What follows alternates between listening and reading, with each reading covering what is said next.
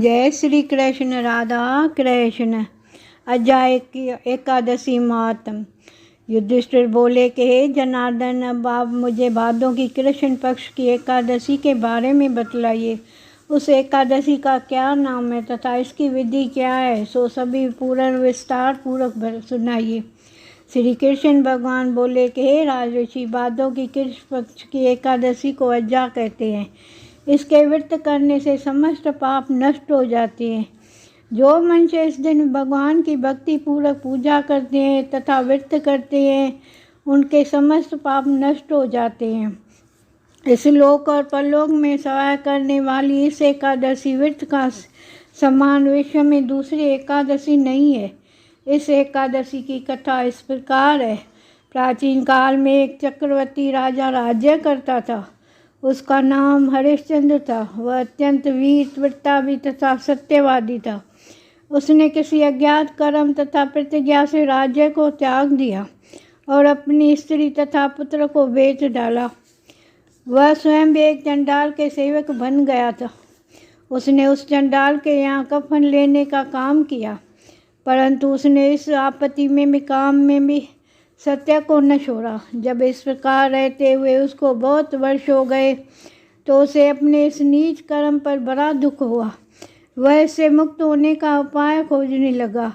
वह उस जगह सदैव इसी चिंता में लगा रहता था कि मैं क्या करूं। एक समय जब वह चिंता कर रहा था तो गौतम ऋषि आए। राजा ने उसे देख कर प्रणाम किया और अपने दुख को कथा सुनाने लगे। महर्षि गौतम राजा के दुख से पूर्ण वाक्यों को सुनकर अत्यंत दुखी हुए और राजा से बोले कि हे राजन, भादों के कृष्ण पक्ष में एक एकादशी आती है। उस एकादशी का नाम अज्जा है। तुम उसी अज्जा नामक एकादशी की विधि पूर्व व्रत करो तथा रात्रि को जागरण करो। इससे तुम्हारे समस्त पाप नष्ट हो जाएंगे। गौतम ऋषि राजा ने इस प्रकार कहकर अंतर्ध्यान हो गए।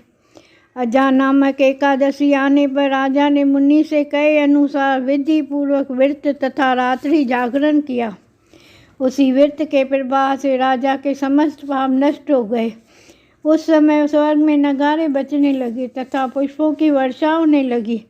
उसने अपने सामने ब्रह्मा, विष्णु, इंद्र, महादेव जी को आदि देवताओं को खड़ा पाया।